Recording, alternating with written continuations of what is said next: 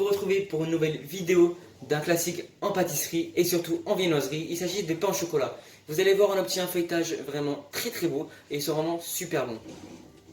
Pour cette recette, vos éléments doivent être tous froids. Vous devez avoir deux types de farine, soit 433 g de farine T55, 433 g de farine de gruau, 17 g de sel, 40 g de levure, donc biologique bien sûr, du boulanger, 86 g de sucre, 10 g de sucre inverti. Alors ça vous n'êtes pas obligé, vous pouvez très bien prendre du miel par exemple.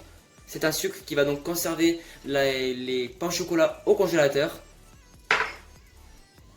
Il va tout simplement apporter du moelleux à vos pains au chocolat. 240 g d'eau froide, 180 g de lait demi-écrémé, 200 g de beurre donc traditionnel, vraiment le classique, 82% de matière grasse, du beurre normal. Et enfin, il va donc falloir 300 g de beurre sec à feuilletage. Je viens donc dans la cuve de mon batteur, donc qui contient de l'eau froide, ajouter mon lait. Donc on commence par tous les liquides les amis. On fouette un petit peu pour les mélanger entre eux.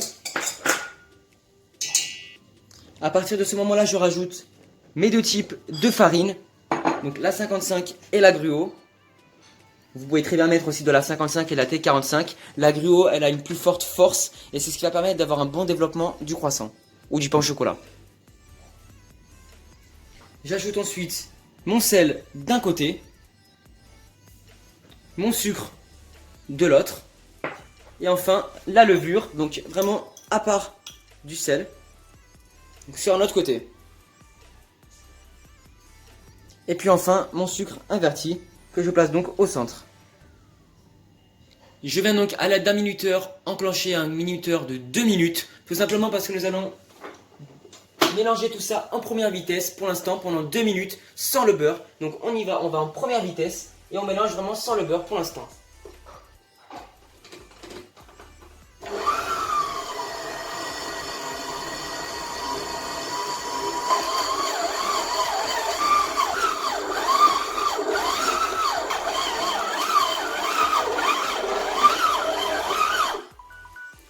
Mon minuteur s'arrête donc, les 2 minutes sont passées. Je vais maintenant pouvoir ajouter mon beurre coupé en dés.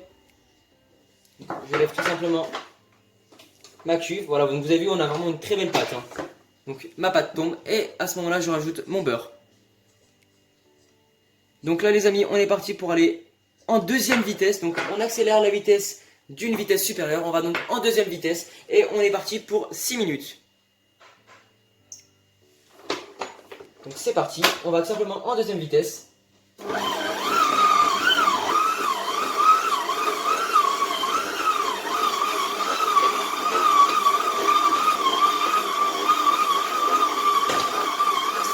faut vraiment que la pâte accroche au crochet.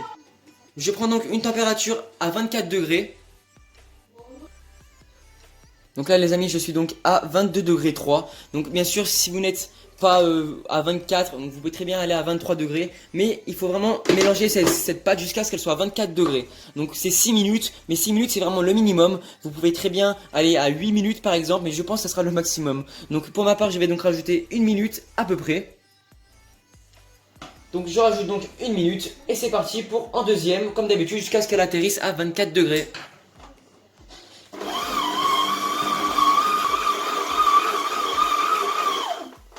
Donc on va donc à présent reprendre la température. Je suis donc à 23 degrés 7, donc je suis presque près des 24 degrés. Je vais donc remettre ma pâte dans la cuve. Quand ma pâte est donc à 24 degrés, je la laisse donc dans la cuve en formant une petite boule avec la corne. Et je viens donc y placer un linge humide et je la laisse donc 30 minutes pointée. C'est-à-dire que je vais donc la laisser 30 minutes, par exemple dans un cagibi ou dans une pièce assez fermée qui fasse un petit peu chaud à température ambiante. Donc on est parti pour une demi-heure de repos.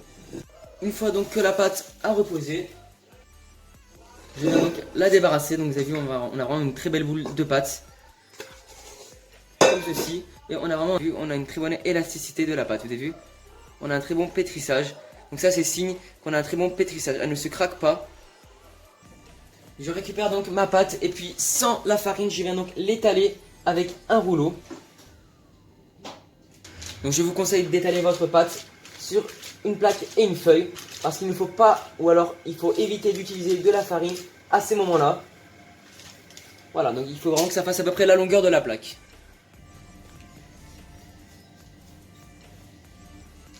Comme ceci, donc on la préétale juste. Et ensuite je vais donc la placer sur ma plaque.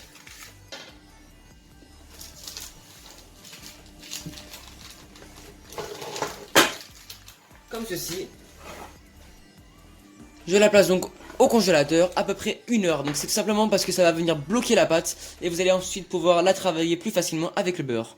Les amis, en attendant que le tout est au congélateur, et ben j'ai tout simplement mis mon beurre. Donc vous pouvez mettre bien sûr 333 grammes, moi c'est ce que j'ai fait, mais 300 grammes ça suffira amplement. Donc mon beurre est emprisonné dans un papier cuisson par exemple. Et je viens donc à l'aide d'un rouleau venir le taper.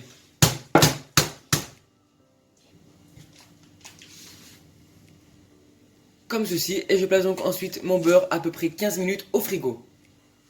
Donc je récupère donc ma pâte sortie du congélateur. Vous avez vu, elle est très dure. Bon, il faut pas qu'elle soit non plus congelée. Si elle est congelée, n'hésitez pas à la laisser une demi-heure au frigo. Normalement, moi je la laisse une nuit. Mais là, il faut que je fasse des pains au chocolat pour le lendemain.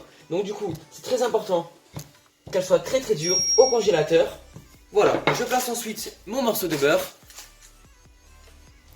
Comme ceci, donc je le place bien au centre. Et je pourrai ensuite refermer ma pâte. Comme ceci, on vient donc légèrement tapoter. Comme ceci, et donc là je pars donc sur un tour double. Donc un tour double, je vous montrerai. Donc on est à donc d'une longueur à peu près d'un rouleau et demi. Donc on fait bien attention parce que le beurre est quand même à l'intérieur. Donc on étale avec prudence et vraiment au petit soin. Donc n'hésitez pas à fariner votre tour bien sûr. On commence à avoir déjà une bonne petite base d'une pâte levée, feuilletée, pâte à croissant, pâte à pain au chocolat. On n'hésite toujours pas à bien étaler. Comme ceci, donc on est vraiment sur à peu près un rouleau et demi, vous avez vu. Voilà, donc on vient ensuite donc faire un tour double. Donc je suis tout simplement devant ma pâte. Donc vous avez vu, je suis vraiment devant ma pâte. Je viens donc plier d'un quart. Très important les amis, c'est de fariner. C'est de défariner plutôt, c'est d'enlever toute la farine de la pâte. Vous allez voir que ça va vraiment avoir ses importances. Donc je plie donc ma pâte d'un quart. Comme ceci. Et là je viens donc la replier à la moitié. On pourrait même faire comme ceci. Voilà. Il nous faut vraiment qu'on ait un beau pâton de feuilletage. Je vais donc ensuite la replier d'un quart. Et puis là, on va donc rejoindre le centre. Bon là, vous pouvez très bien tirer un petit peu, hein, c'est pas très grave. Voilà. L'important c'est que le tout se rejoigne. Comme ceci. Et là, je replie donc la pâte à son centre. Comme ceci, voilà, on est déjà à un bon tour doux les amis. Et là je vais donc la laisser 3 à 4 heures au frigo. Avec donc ce tour double. Donc c'est parti, je le replace donc au frigo. Donc ensuite faire un tour simple. Donc j'étale ensuite mon pâton de la même manière qu'un tour double.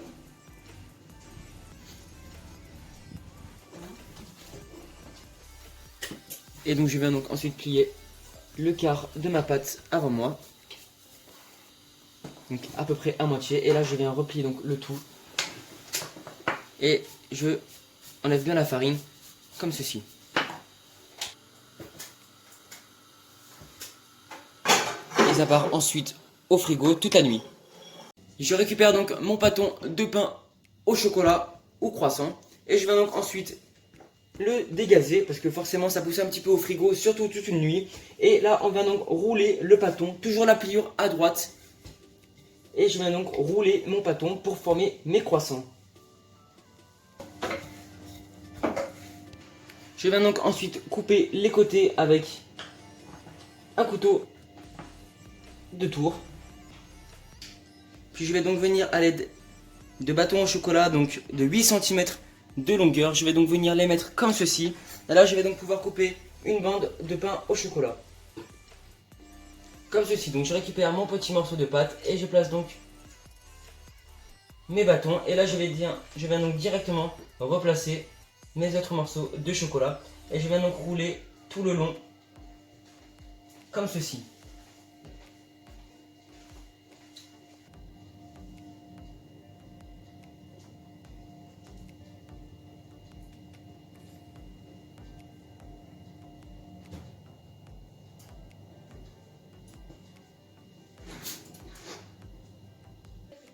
Donc là je viens donc dorer mes pains au chocolat, donc c'est assez important.